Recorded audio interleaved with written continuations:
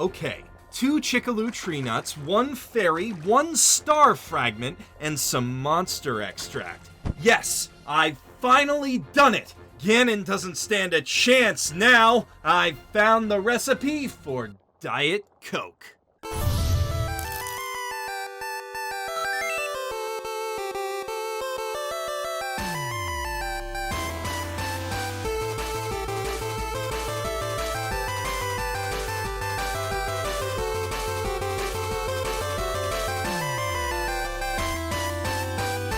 The Legend of Zelda Breath of the Wild is fantastic, maybe the best story in the entire Zelda canon, but it's left open a lot of mysteries for Zelda theorists to solve. For many, the big question is where it fits into the Zelda timeline, which, well, thanks for starting up that debate again, Nintendo. Today on Game Theory, the show that I created on my channel, which is also called Game Theory, we're not going to be tackling that particular issue. And not just because I, Matt Pat, which is the name of the person who I am, already covered it way back in, golly, 2012? There's a much more pressing question that I'd rather tackle, one that's been waiting for an answer since A Link to the Past. What exactly does the Triforce of Courage do? Aside from granting wishes when united with the other 2 pieces of the Triforce, it's never made clear what power Link's Triforce piece possesses on its own. Throughout the series, we see time and again that the Triforces of Wisdom and Power grant both Zelda and Ganon incredible magical abilities, but for Link we see nothing. He wields incredible power of his own, but only through bearing the Master Sword and occasionally magic spells. And that legendary weapon has nothing to do with the Triforce. It's his birthright as the descendant of the Knights of Hyrule. The simple explanation is that the Triforce, as its name implies, imbues him with bravery, but that's a pretty lame power next to seeing the future or turning into a fireball-chucking demon. There's gotta be more to it than that, some incredible ability that can match those of Zelda and Ganon.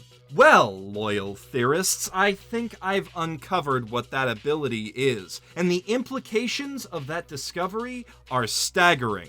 The Triforce of Courage isn't just powerful, it's unbeatable, easily the strongest of the 3 pieces. Even with the Triforces of Wisdom and Power combined, Ganon doesn't stand a chance against Link. Not only does this revelation cast new clarity onto the Zelda canon, it also adds a new layer to the story of Breath of the Wild, showing that Zelda's failure to protect the world from Calamity Ganon is far worse than anyone previously thought. The key to understanding the secret of the Triforce of Courage lies within the powers of the other 2 pieces. By understanding what power each Triforce bearer has and why they have those specific powers, the nature of Link's power will start to become clear.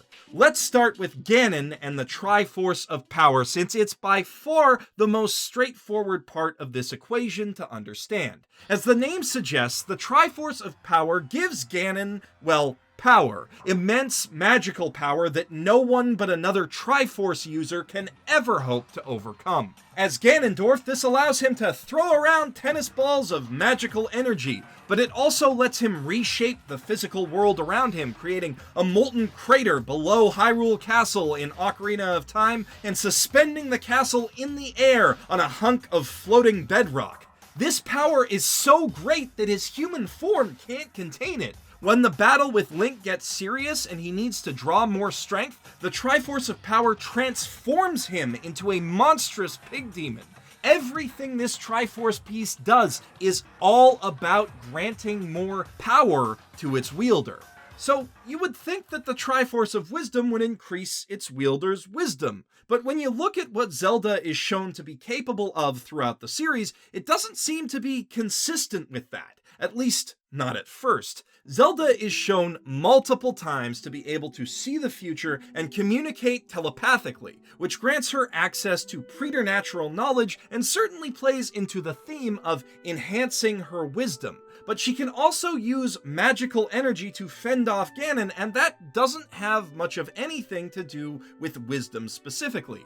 But that doesn't mean that this theory is falling apart before it even starts rolling, because the thing is, that power doesn't have anything to do with the Triforce of Wisdom. Zelda's ability to suppress Ganon's power comes from her origin as the reincarnation of the goddess Hylia. Just as Hylia was able to seal the Ganon King. Oh god, what's wrong with me? I don't know what I'm even doing, and I'm definitely not playing up how bad that flub was just to pad out the runtime of this video.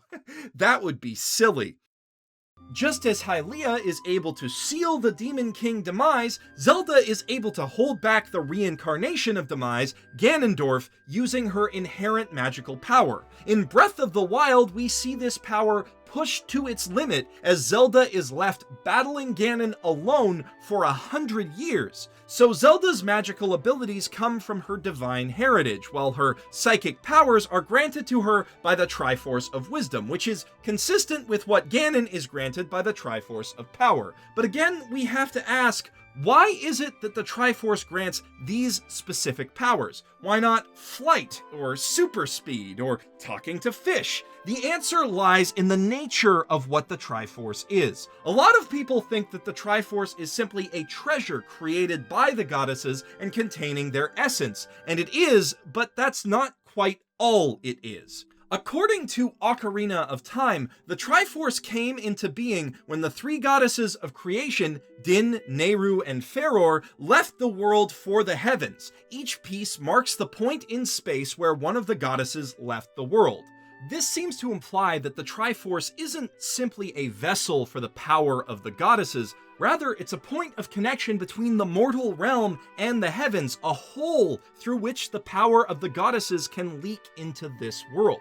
Whoever holds a piece of the Triforce can tap into those powers. Holding all three grants access to the full power of creation, allowing the bearer to reshape the world with a wish, while holding just one imbues the bearer with some of the power of its respective goddess. That explains why the Triforce pieces do what they do. Zelda's telepathy and Ganon's magic aren't just abilities picked at random, they're scaled down versions of the powers of the gods themselves. Each power is a human-sized version of an attribute typically associated with divinity. If I were to ask you to describe your concept of God in just 3 words, assuming that you're not a deist, a Buddhist, a cargo cultist, or a helix fossil worshiper like me, you'd probably respond with some variation of omniscient, omnipotent, and eternal. The Triforce reflects these concepts. Zelda's telepathy grants her a sort of limited omniscience, while Ganon's world-shaping magic is as close as any human in the series comes to being omnipotent. And with those aspects paired off, that conveniently leaves us with one more Triforce piece and one more ability: immortality. Which totally makes sense for the Triforce of Courage, if you think of it. For most people, there's no greater fear than death, and by removing that fear, the Triforce would certainly bolster your courage. This also lines up with the role that Faror, the goddess of courage, played in the creation of Hyrule, breathing life into the empty world. I can already hear your rebuttals. MatPat, you say, because I am MatPat and not any other YouTuber, and today is no special day in particular. Obviously, the Triforce of Courage doesn't make Link immortal. He dies all the time, especially when Mom makes me let my little brother play. To which I would respond, exactly, because like the other pieces, the Triforce of Courage doesn't grant Link the full power of a god, it only gives him a limited kind of immortality, specifically quantum immortality. If you're not familiar, quantum suicide and immortality is a thought experiment originally proposed in 1987 by Austrian mathematician Hans Moravec and then later expanded upon in '98 by Swedish cosmologist Max Tegmark, that attempts to make sense of the many worlds interpretation of quantum mechanics. I touched on this in my original Zelda timeline theory video, which I created myself because I am MatPat of game theory, but quantum mechanics are weird, and Heisenberg's uncertainty principle, which has nothing to do with lying to your family about your meth business, is one of the weirdest parts. When you break down physical interactions to the smallest possible spaces and shortest possible time frames, everything we know about physics flies out the window. Objects can be waves and particles simultaneously, and it's impossible to know both the position and momentum of a quantum object at the same time. It becomes effectively impossible to know the exact state of a quantum system, and attempting to measure that state actually changes it. There are several different interpretations that attempt to reconcile these facts with reality as we know it. One of them, the Copenhagen interpretation, says that until you observe a quantum system, it exists in a superposition of all possible states simultaneously. Erwin Schrödinger came up with his famous Schrödinger's cat experiment to illustrate the confusing problem that this creates. Say you put a cat in a box with a canister of poison that will be released if a radioactive isotope decays, which has a 50% chance of happening at any given moment. Until you open the box to check on the cat, according to the Copenhagen interpretation, it will be both alive and dead and everything else in between at the same time. It's important to note that this is just a thought experiment. Schrödinger never killed any cats, and he never put any cats in a box full of poison only to see them come out fine later, either. The main alternative to the Copenhagen interpretation is the many worlds interpretation, which also states that the cat would exist in all possible states between life and death, but that it would do so across infinite possible universes that branch off at each moment when a quantum event with multiple probable outcomes could occur. And this has its own weird consequences, which brings us back to quantum immortality. According to this thought experiment, if you put yourself in the Schrödinger's cat box, then the odds of you dying are zero, at least from your perspective. See, there are infinite possible universes, and in some of them you die, but you are only capable of observing the ones where you don't. Therefore, from your perspective, you will never experience your own death so long as there is even the tiniest chance that it won't occur. Of course, in the real world, this isn't the case because death is a slow process that eventually becomes inevitable rather than an instantaneous quantum event, but the Triforce contains the power of the gods. It can bend reality a little. This explains how Link can survive events that by all rights should mean instant death. If Link drowns or falls in a pit or gets dropped into lava, the Triforce of Courage shifts him into a reality where he never left the ledge he was standing on in the first place. This quantum shift takes a toll on him, 1 heart's worth of damage, but it's preferable to dying. And that's just the tip of the iceberg, dear theorists. The true power of the Triforce of Courage is to undo the deaths that Link experiences as a result of exhaustion or injury. Every knock, scrape, and cut he takes on his way through a dungeon builds up and eventually it kills him. But the Triforce of Courage erases all of that, putting him back at the last spot where he was safe, usually the dungeon's entrance. Link isn't just being shifted into a slightly different reality here, he's being pulled back to a moment before the cascade effects of his mistakes ever happened, armed with the knowledge of how to avoid making those mistakes again. Yes, theorists, the very act of saving, reloading, and respawning that we gamers take for granted is a power granted to Link by the gods themselves. But suck on that, Undertale. Eat it, ReZero. Zelda was subverting this trope first. It just didn't make it quite so obvious. Now, I hear some of you hammering away in the comments already, telling me I'm reaching to find meaning in a common game mechanic that shows up everywhere. But this power of the Triforce of Courage doesn't just show itself in gameplay. It's an integral part of Zelda's lore. The definitive proof that the Triforce of Courage gives Link quantum immortality comes from the game-changing definitive source for all intergame Zelda lore, the Zelda timeline in the Hyrule Historia itself. As you probably know, Hyrule Historia redefined everything fans thought they knew about Zelda by providing an official timeline for all of the games, or 3 timelines rather, showing 3 different sequences of events in different worlds created by Link's time travel in Ocarina of Time. In the child timeline, Link went back to the past and stopped Ganondorf from ever stealing the Triforce of Power in the first place. The demonic Ganon was never created, which is weird because Pig Ganon shows up in Four Swords Adventures, but I get the feeling that they just shoehorned that into the timeline wherever they could fit it, and Hyrule remained at peace. In the adult timeline, Ganondorf broke the seal placed on him by Link and Zelda, and with no one to stop him, the king was forced to seal and flood Hyrule, creating the Great Sea of the Wind Waker.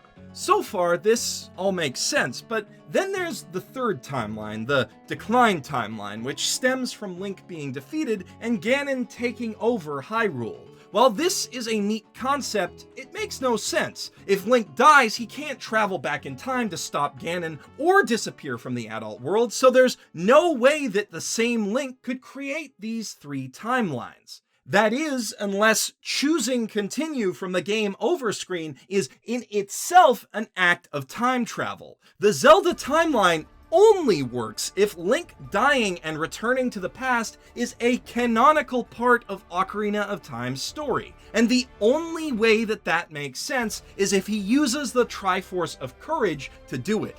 This ability is so powerful, it's no wonder that Ganondorf is defeated time and again by Link. No matter what traps he may lay, Link will see them coming. No matter how well he fights, Link will avoid almost all mistakes and capitalize on his every slip-up. If Link fails, he jumps into a reality where he has a chance to prepare and try again. There's no way to fight that. Link is destined to defeat Ganon because he will inevitably end up in a universe where he does. Good always triumphing over evil isn't just some mystic mumbo-jumbo in Hyrule, it's a scientific certainty.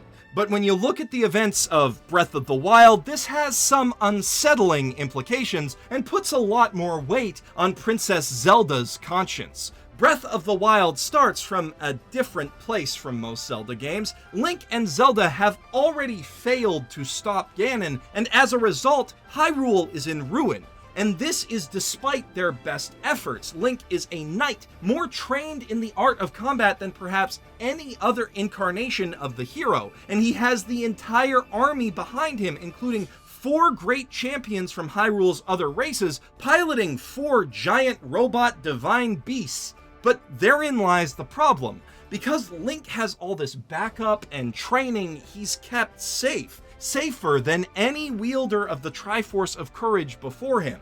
He never has a chance to die and realize his true power, so Hyrule ends up being overrun by Ganon's forces. Link ends up on death's door, and on Zelda's orders, he's put in stasis for 100 years to recover and take the fight up once more. But here's the thing, if Zelda and Impa had just let Link die, the Triforce of Courage would have revived him. He could have fought back the Guardians on his 2nd or 3rd or 10th attempt and saved countless lives in the process. The whole story of Breath of the Wild hinges on Zelda and the Hylians tampering with the natural order using Sheikah technology and bringing about their own doom as a result. And by using the Shrine of Resurrection, Zelda shows that she hasn't learned her lesson at all. Of course, her version of Hyrule would have been screwed, and come to think of it, so would almost every iteration of Hyrule that's ever existed, but at least in one reality, the calamity could have been averted.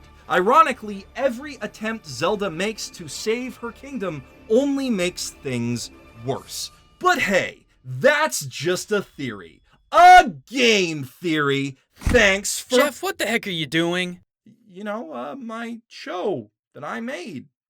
Game theory? You do anime openings, bud. But there's so many more views and wild speculation about video games. And Diet Coke pays way better than Naruto Online. That's it. I'm telling MatPat. No, wait!